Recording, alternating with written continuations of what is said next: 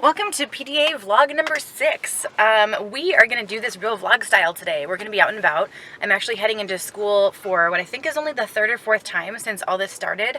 It just still feels so weird to go back to the building and not have any students there, and I don't know, it's something about it feels natural and something about it just feels really strange. But I'm hoping that we're going to see some other teachers there today, working on their classrooms and cleaning stuff out for the summer a little bit, and maybe we'll get to chat with some of you and see how things are going. So I'm here with my friend Rachel, and I'm just asking her basically what was something new that she tried during distance learning that she really liked, and something that she would probably take into her classroom next fall if we're still in distance learning, or maybe even if we are back in the classroom. So, Rachel, hello. What's up? Hello. Thank you for joining us. Of course. So what is one of those things that you used for the first time that you really liked? So specifically just using Schoology to its full capacity now. In the past, like I've used Schoology for discussions, turning in assignments, like all of those regular things. But I've definitely been using it a lot more for like the discussion aspect, especially for allowing students to turn things in various ways. So instead of just having students turn in things in like a written form on a discussion now, it's been really nice to use that, what's the word? Use that option. There we go. Use the option to like either record a video of themselves responding to the question or just record their voice responding to the questions, no matter what it is, whether it's like a content related prompt, whether it's something just like fun. But it's been really nice because it's allowed for students to kind of have that like stream of consciousness in there. So there's some students who obviously are going to like plan ahead before they actually submit their response. Mm-hmm. But there are also going to be those students who just kind of like wing it and fly by the seat of their pants, mm-hmm. and just kind of respond and give that kind of what I call just like word vomit, mm-hmm. as they're responding to it. And it's been really interesting to see that. And it's also a really awesome tool in my EL English 9 co-taught class with Laura Gelhar. Mm-hmm.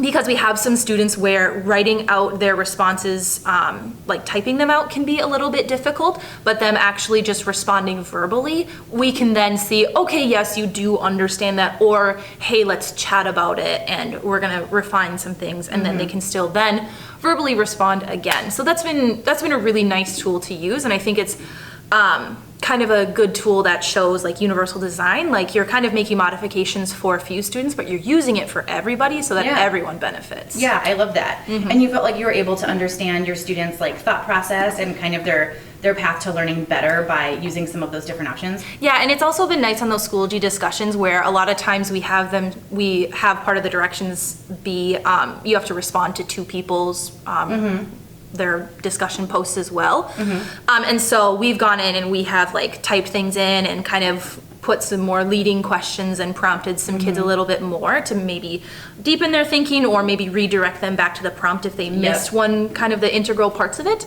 And that's been really, really nice. Yeah, that feedback, that ongoing feedback is perfect. That's exactly what students need. So, and it feels just more of like that kind of in-person discussion when we can't have that in-person in-class discussion. Yeah, that's awesome. Well, thank you so much. Of course. So I found one teacher to talk to. Not quite as many people here today as I thought there were going to be. A few others that I found that were just a little bit camera shy, which is okay. But I thought that Rachel had some really great things to say about what she was experiencing with trying something new in her classroom. You know, it's never going to be the same having this digital experience with our students as it is having them face-to-face. There's always an element there that we're going to miss. But I do think there's something to be said for the opportunities that we can give our students right now to verbally respond to things or do so with a video.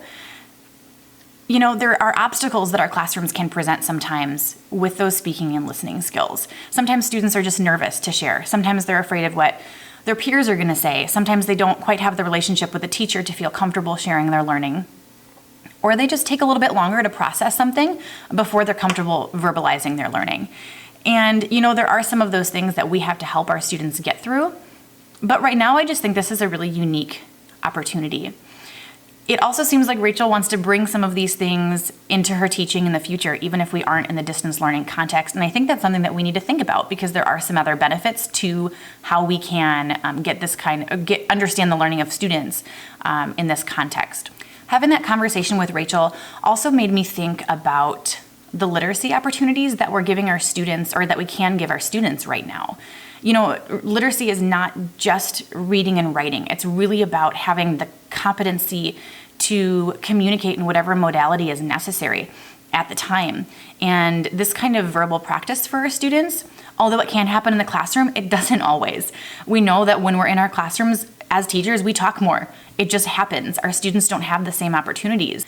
I think this is an experience that we can learn from and continue to take elements of this, pick and choose those elements that we want to bring into our classroom to encourage those speaking and listening skills that our students really, really need. It was awesome to hear from Rachel those things that she's trying, and just to hear the ways that her students have been successful in their attempts doing it, the things that she's learned about her students, and really some of that formative feedback that she feels like she's getting in a more quality sense than even being in the classroom. I've been thinking a lot lately about the idea that the best learning happens during reflection. And so I would encourage you to do exactly what Rachel's doing. Think about the things that you've done during distance learning that you liked and that you thought were effective, and how you might apply that to the school year next year. There are so many questions still. Are we going to be in the classroom? Are we not? Are we going to start in distance learning? And if so, how long are we going to be in distance learning? But all you can do is think about what's predictable.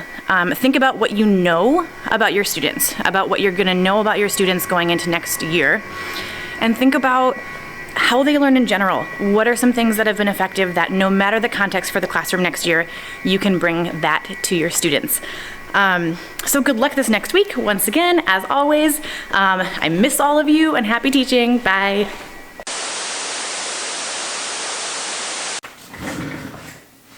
Hopefully this looks nice. Fluorescents are so good for a face. Nope. Nope. Well, who do we have here? What is this? What is It's an ambush. this? Huh? It's an ambush. My hands feel so disgusting after being in my classroom. I just washed them.